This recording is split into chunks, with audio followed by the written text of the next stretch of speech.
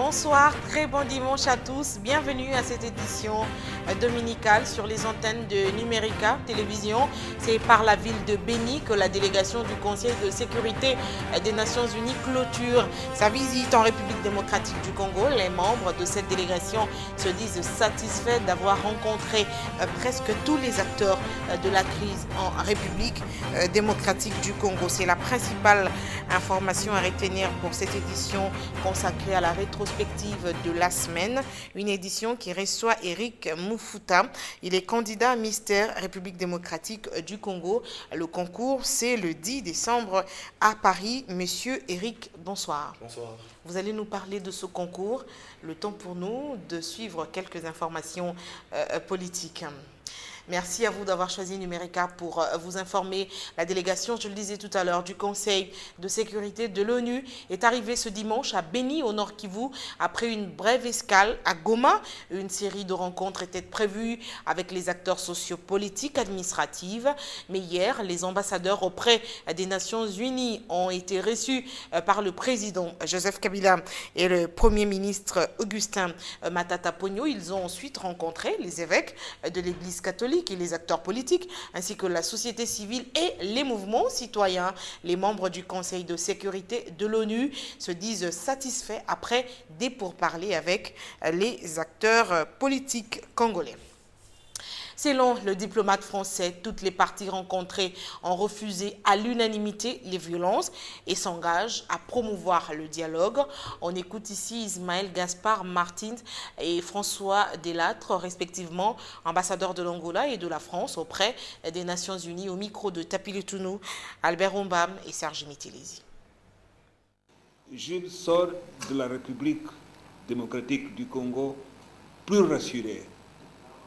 Le Conseil est venu ici dans une attitude de diplomatie préventive. C'est-à-dire, là où il y a des situations de crise, il faut agir de façon préventive pour éviter que ça arrive ou que ça se répète. Et je dois dire que notre Conseil de sécurité, tous les 15 membres du Conseil de sécurité, nous sommes unis dans cette même conclusion. Les doutes qu'on avait sont devenus moins doutes. Et les assurances qu'on cherchait en venant ici, je pense que nous arrivons à cela, et parce qu'il y a la volonté de tout le monde d'éviter le pire. Alors que je l'ai dit ce matin, la RDC est à un moment charnière de son histoire, puisque notamment pour la première fois, une transmission pacifique du pouvoir à l'issue du mandat du président est possible, et parce que nous sommes, comme cela a été dit aussi, dans le cadre d'un exercice important de diplomatie préventive visant à accompagner la RDC sur le chemin exigeant de la stabilité, de la paix et de la démocratie. J'ai senti une forte convergence dans la diversité, bien sûr, des interlocuteurs que nous avons rencontrés, une forte convergence sur les grandes lignes suivantes. 3 grandes lignes, au fond. D'abord, le refus unanime des violences et la promotion du dialogue. C'est la base de tout, et je crois que c'est une ligne qui rassemble l'ensemble des interlocuteurs que nous avons rencontrés. Deuxièmement, la recherche d'une solution politique fondée sur le respect de la Constitution. C'est évidemment un élément clé de substance, et je crois que c'est là aussi un élément qui rassemble l'ensemble des interlocuteurs que nous avons rencontrés. En dehors de nos frontières, un an, jour pour jour, après les attaques du 13 novembre, François Hollande a ouvert ce dimanche les commémorations des attentats les plus meurtriers qu'a connu la France en dévoilant une première plaque au Stade de France à Saint-Denis avant de faire le même geste sur les sites parisiens des attentats qui ont fait 130 morts et plusieurs blessés. Par le chef de l'État français. On passe maintenant à la rétrospective de la semaine semaine qui s'est achevée. Les principales informations à retenir de la semaine écoulée dans une compilation de nos équipes de la rédaction. D'abord, l'actualité au premier jour de la semaine était sur nos antennes ouverte par l'ouverture à Marrakech de la 22e conférence de l'ONU sur les changements climatiques. Ségolène Royal a ouvert la session en célébrant l'entrée en vigueur de l'accord de Paris le 4 novembre dernier et fait l'éloge de la coordination étroite menée entre la France et le Maroc tout au long de cette dernière année. Pour sa part, le ministre marocain des Affaires étrangères a appelé les participants à s'engager pour des initiatives et actions concrètes afin de soutenir les pays les plus vulnérables aux conséquences du changement climatique, notamment en Afrique, dans les pays les moins développés et au sein des États insulaires en voie de développement. Et au lendemain du rendez-vous manqué, le mécontentement de certaines ONG de droits de l'homme après l'interdiction du meeting du rassemblement. Pour ces ONG, la mesure de l'autorité provinciale qui consiste à suspendre jusqu'à nouvel ordre toute manifestation politique à Kinshasa est une violation de la loi fondamentale. Mais certains juristes ont nuancé leurs propos et ont invité le rassemblement à saisir plutôt la Cour constitutionnelle. Reportage. Les manifestations politiques sont interdites à Kinshasa pour raison de sécurité. Cette mesure de l'hôtel de ville est vivement critiquée par les uns et appuyée par les autres. Pour le gouvernement provincial, c'est pour éviter les dégâts matériels et de pertes en vies humaines. Les défenseurs des droits de l'homme n'approuvent pas cette décision. Selon Georges Kapiamba, l'interdiction de manifestation est une violation de la Constitution. C'est une entrave à l'exercice de la liberté de manifestation et de réunion publique garantie par la Constitution et les instruments juridiques internationaux que la République démocratique du Congo a ratifiés. Nous condamnons ces faits et nous exigeons du gouvernement congolais d'y mettre fin parce que nous sommes aussi informés que depuis le 3 novembre, le gouvernement a donné les instructions à tous les maires et les autorités politico-administratives sur toute l'étendue du territoire national de ne plus laisser les manifestations et les réunions publiques. Manifester est un droit, mais le droit n'est pas un privilège. Eh bien, en ce qui me concerne, je pourrais simplement, en tant qu'auxiliaire de justice, en tant que praticien du droit international, de droits de l'homme, attirer l'attention sur le fait que nous avons un État qui a des règles qu'il faut respecter et qu'il peut arriver que des décisions qui sont prises par l'autorité administrative puissent être prises en violation de la loi, en violation des droits qui sont consacrés dans la Constitution. Eh bien, ce qu'il faut faire dans ce cas, c'est de s'adresser aux praticiens du droit, aux avocats, aux hommes de justice qui peuvent mener de recours devant les tribunaux, devant la Cour constitutionnelle, devant le Conseil d'État, pour casser et démontrer l'illégalité d'une décision administrative qui serait entachée évidemment de violation de la Constitution. Mardi, nous sommes revenus sur le procès qui oppose Vodacom Congo à ses partenaires. Lors de l'audience du mardi dernier, Vodacom Congo a demandé au tribunal de suspendre l'ordonnance désignant un auditeur à procéder à un audit interne. Mais le ministère public a estimé que le tribunal n'est pas compétent pour rétracter la décision du président du tribunal de commerce. L'actualité, c'est aussi ce mardi la précision de la comodération du dialogue quant à la désignation du successeur d'Augustin Matata Ponyo. Au cours d'une communication, Alexis Tambwe Mwamba a déclaré officiellement que le délai de 21 jours évoqué dans l'accord politique pour la nomination d'un nouveau Premier ministre courait à partir du 24 octobre, date à laquelle le facilitateur avait remis l'accord politique au chef de l'État, facilitateur qui était accompagné des comodérateurs du dialogue. Reportage.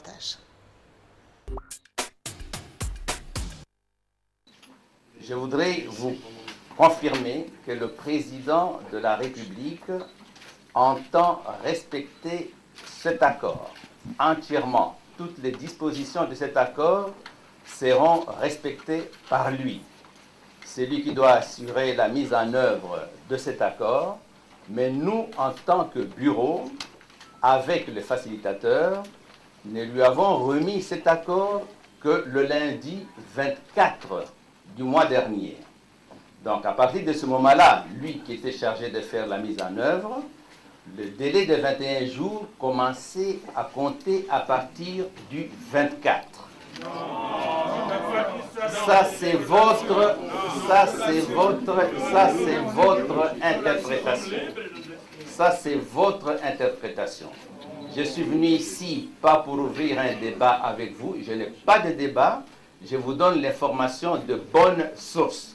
Je ne suis pas ici pour communiquer avec vous, ouvrir un débat.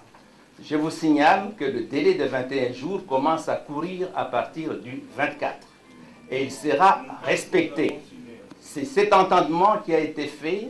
Le facilitateur lui-même a eu cet entendement et un communiqué avait été publié à l'issue de la rencontre que nous avons eue avec le président de la République. Donc, dans un délai de 21 jours, à partir du 24, le gouvernement sera mis en place. Et c'est ce que le président nous avait dit. Et nous étions ensemble, tout le bureau, raison pour laquelle ceux qui étaient là ce jour-là, quand on a remis le rapport, sont ici avec moi. Contre toute attente, Donald Trump a été élu mercredi dernier président des États-Unis. Le candidat républicain a battu la candidate démocrate Hillary Clinton. Donald Trump a été élu avec 276 voix des grands électeurs. Dans son premier message, le président américain s'est montré rassembleur, président élu. Il s'est engagé à être président de tous les Américains. Pendant ce temps, à la mission des Nations Unies pour la stabilisation de la République démocratique du Congo, on a indiqué que le brouillage de la fréquence de Radio Okapi a indigné les responsables de la mission onusienne en RDC. Le porte-parole de la MONUSCO a affirmé que cette radio est une propriété des Congolais qui doivent la protéger. Au sujet du dialogue, la mission dit soutenir les démarches de la SENCO et souligne l'importance de respecter les lois du pays. Suivez ce condensé.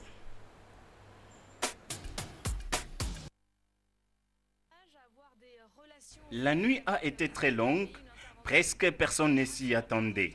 Personne ne le prenait au sérieux. Grosse surprise, Donald Trump, le populiste élu 45e président des États-Unis, sans expérience politique, avec 276 voix de grands électeurs. L'euphorie s'est emparée du camp républicain. Des moments émouvants et difficiles. Dans son premier message, le nouveau président a remercié les Américains du choix porté sur lui. Il a aussi salué son équipe de campagne. Donald Trump a reconnu par ailleurs le travail de sa rivale et s'est engagé à être président de tous les Américains. Et tout ce que je peux vous dire, c'est que avec la fin de la campagne, notre travail au sein de ce mouvement ne fait que commencer. Nous allons nous mettre immédiatement au travail pour le bien et au service du peuple américain. Et nous allons faire ce travail. Ce que j'espère, c'est que vous serez extrêmement fiers de votre président. Une fois de plus, c'est un honneur. Une soirée, une nuit exceptionnelle, 2 années de travail exceptionnel. Et je tiens surtout à dire combien j'aime ce pays. Merci. Merci beaucoup. Merci à Mike Pence également. L'élection de Trump a provoqué un véritable séisme dans le camp démocrate. Stupeur et déception déciment les démocrates. Du coup, l'espoir de Hillary Clinton a volé en éclats. Presque les sondages donnaient la candidate démocrate favorite. Surprise générale, tous les sondaires confondus et renvoyés à l'école. Violente et légendaire, émaillée d'un déluge de qualificatifs, la campagne de ces deux candidats marquera l'histoire des États-Unis d'Amérique. Donald Trump entre ainsi dans l'histoire des USA en devenant le 45e locataire de la Maison-Blanche. La MONUSCO s'indigne de la bruit des fréquences de la radio Okapi constatée depuis le week-end dernier. Selon la mission onusienne, cette radio est une propriété des Congolais et mérite protection. Nous déplorons justement la suspension des émissions de Radio Okapi suite à un brouillage, mais je voudrais aussi préciser que jusqu'à aujourd'hui, nous n'avons reçu aucune réponse officielle de la part des autorités concernant ce brouillage. Mais je le dis, c'est une situation qui est non seulement inquiétante mais préoccupante, parce que ceci, et je le dis surtout au nom de la liberté de la presse et de la liberté d'expression. Mais une chose aussi est sûre, c'est que Radio Okapi n'appartient plus aux Nations Unies. C'est vrai que c'est une radio des Nations Unies, c'est vrai que la radio est mise en œuvre par des Congolais professionnels, et malheureusement, nous avons assisté à cette situation-là pendant le week-end. La mission de l'ONU en RDC soutient les efforts de médiation menés par la CENCO. La CENCO, la Conférence épiscopale nationale congolaise, est une très bonne chose et que la MONUSCO appuie cette initiative-là. Ça, c'est la phase après le dialogue. Avant le dialogue, nous avons encouragé tous les Congolais à venir prendre part à ces discussions-là afin de mettre sur la table les points de divergence qui doivent être discutés en vue de trouver des solutions qui soient pérennes ou des solutions à la limite existentielle pour le peuple congolais. Ceci aussi, nous l'avons encouragé. Et nous avons aussi poursuivi le soutien aux facilitateurs, mais aussi le soutien à toutes les actions qui ont été prises. Côté sécuritaire, un engin explosif a coûté la vie à un enfant à Goma et blessé une trentaine de casques bleus. Une délégation du Conseil de sécurité de l'ONU va effectuer une visite dès ce vendredi en RDC où elle va s'entretenir avec les autorités congolaises, la classe politique et la société civile congolaise. Jeudi 10 décembre, les bureaux des deux chambres du Parlement étaient en réunion. 3 matières à l'ordre du jour. Il s'agissait notamment du projet de loi portant reddition des comptes. Le même jeudi 10 novembre, l'ambassadeur angolais était devant la presse. Il annonçait la célébration de l'indépendance de son pays prévue le 11 novembre. Occasion pour le diplomate angolais de revenir sur les résolutions de la CIRGL lors du sommet de Luanda sur la crise politique en RDC, les élections en Angola et le rapatriement forcé des Congolais vivant en Angola.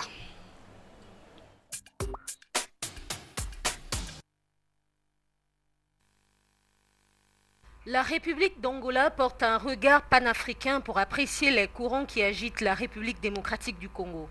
Sans détour ni langue des bois, l'ambassadeur d'Angola a répondu à toutes les questions et préoccupations souvent demeurées sans réponse au sujet des rapatriements forcés des Congolais vivant en Angola.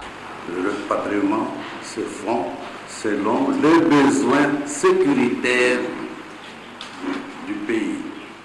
Parce que vous dites que les femmes sont violées, etc. Est-ce que vous croyez que les femmes angolaises seraient contentes d'entendre dire que leurs consoeurs de la RDC sont violées constamment? Est-ce que vous croyez ça? C'est pas possible. Soyez sûr que c'est une question qui est suivie de près aussi par nos femmes. Nous avons une très forte organisation féminine qui ne laisse pas ce genre de choses.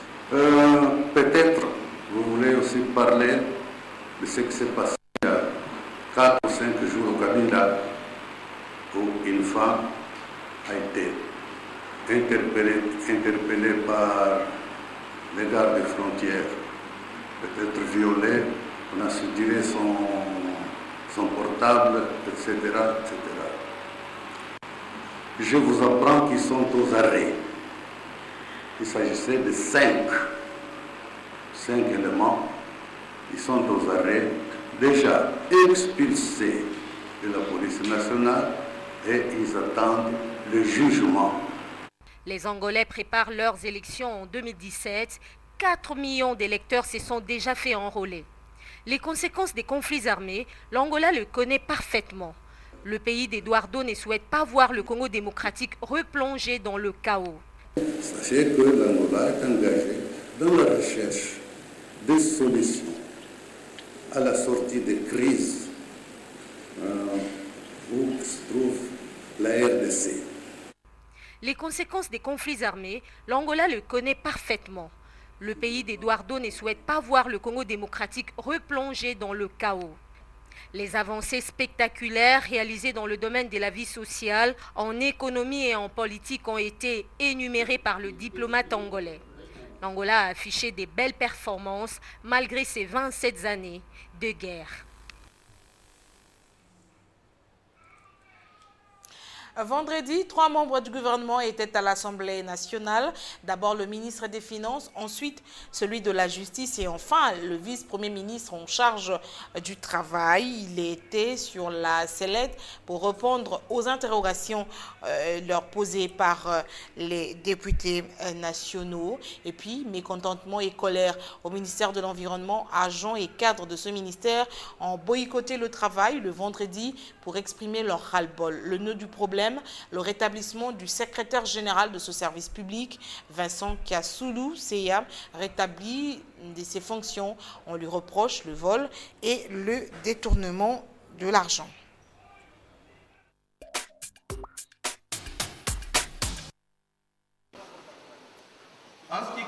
Trois ministres du gouvernement étaient en face des élus du peuple.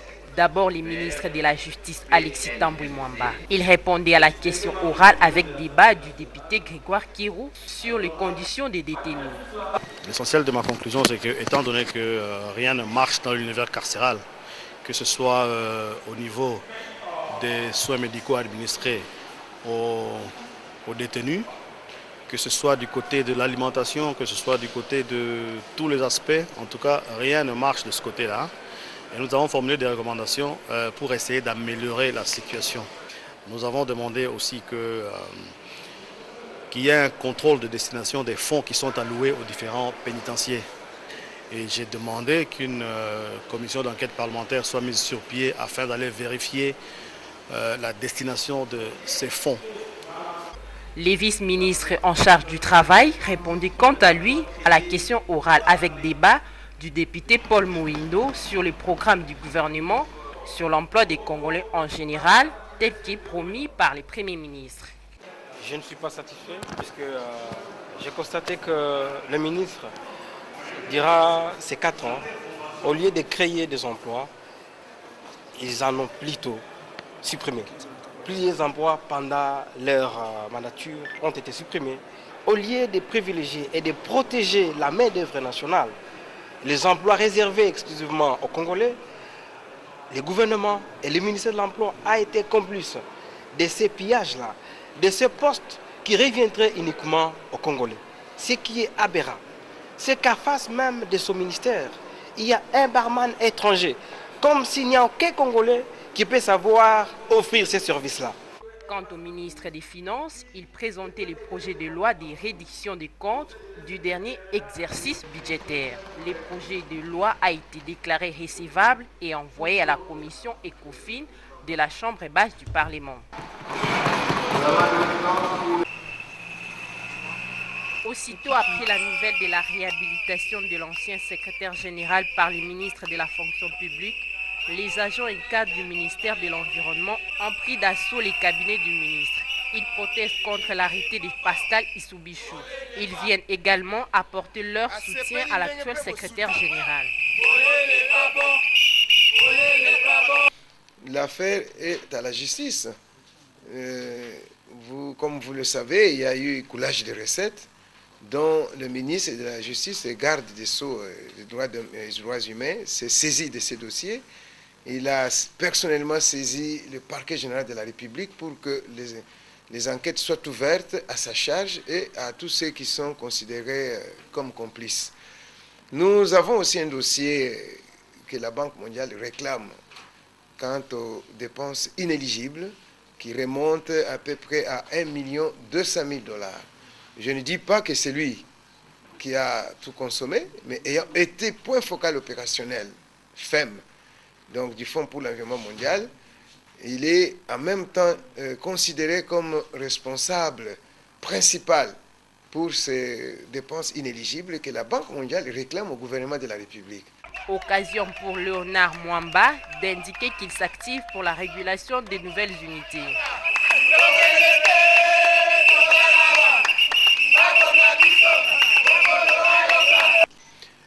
Pour votre information, je viens de recevoir l'arrêté signé par le ministre de la fonction publique et le ministre de l'Environnement. C'est un arrêté interministériel.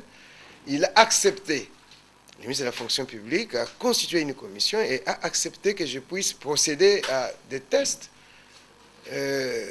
au regard des agents NEU, normalement les agronomes, ingénieurs agronomes et d'autres du ministère pour leur admission sous statut. Je crois que cette question va être vidée dans un plus bref délai. La réhabilitation de Vincent Kassoulou-Seya est en violation de la circulaire du Premier ministre interdisant à ses ministres de prendre d'importantes décisions durant cette période, affirment les agents et cadres du ministère de l'Environnement.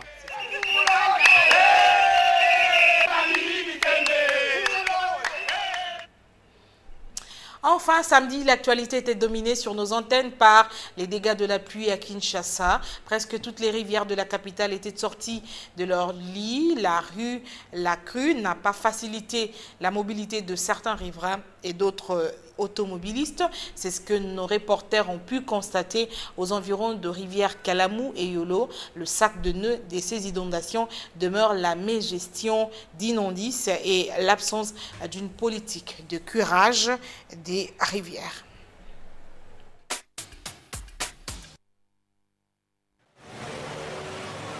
Face à l'inondation, les habitations proches des rivières Kalamou et Yolo ont été prises au piège. La rivière est sortie de son lit.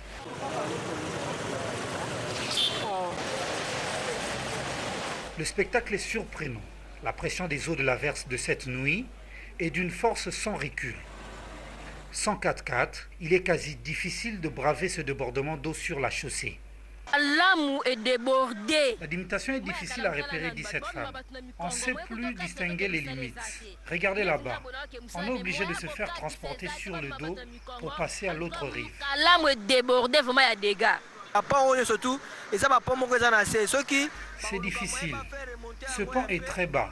Il faudrait l'élever pour éviter les inondations. Les eaux qui viennent de Makala, Yolo et Campus se confluent à cet endroit.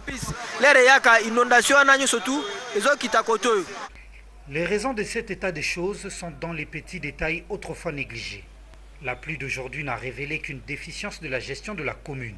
Voici les images d'avant inondation. Les amas d'immondices et autres bouteilles recyclables sous le pont et d'autres endroits de la rivière Kalamou sont sans doute à l'origine de cette situation. Si le ciel tente d'ouvrir sa série d'averses ou pluies diluviennes à Kinshasa, le drame est à craindre. Au-delà des dégâts matériels, on risque de comptabiliser des familles en deuil.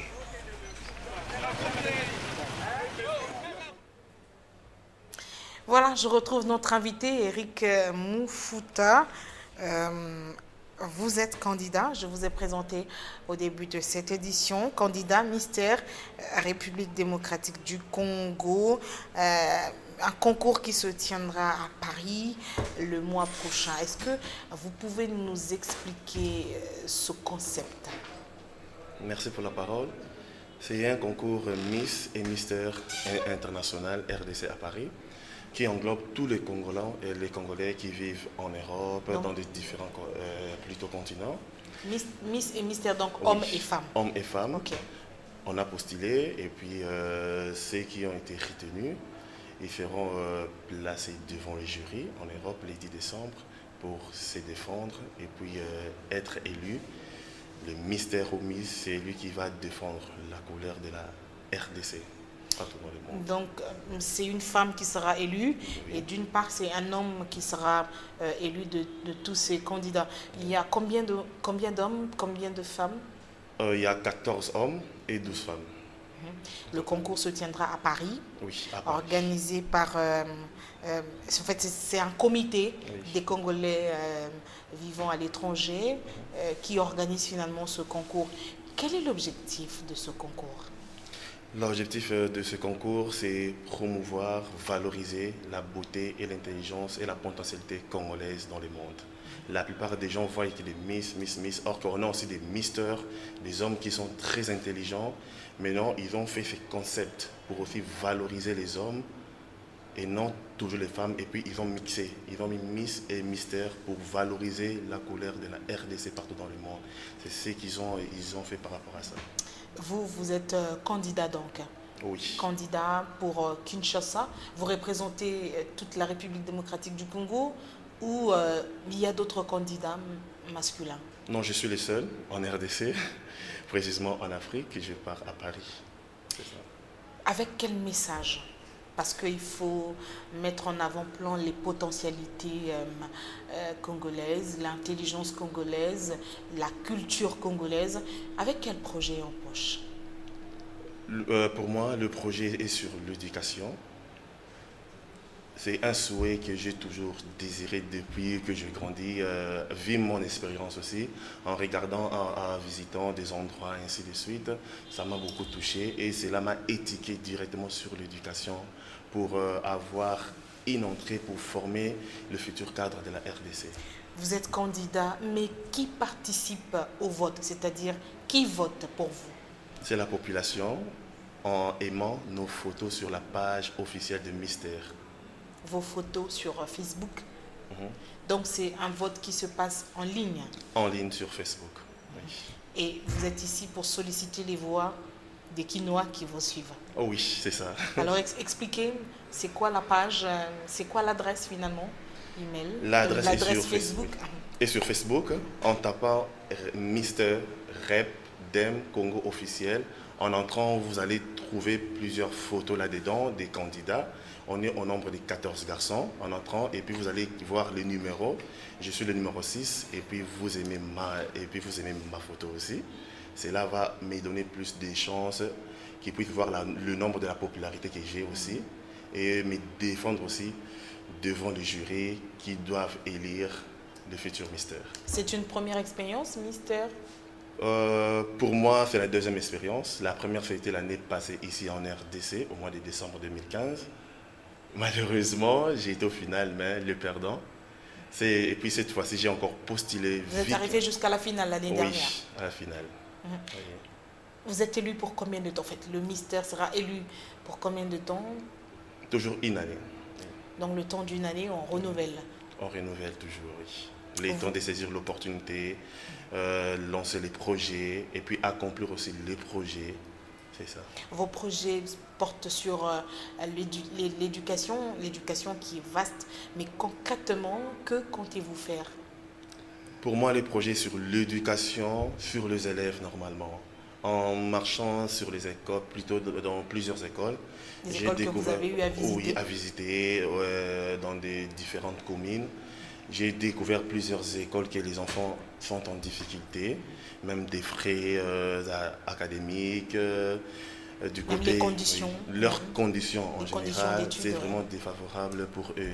Ils ne peuvent pas émerger dans leurs éducations. Vous avez ciblé quelques-unes de ces écoles? Oui, j'ai ciblé quelques-unes que j'ai pris des photos malheureusement que je n'ai pas apportées.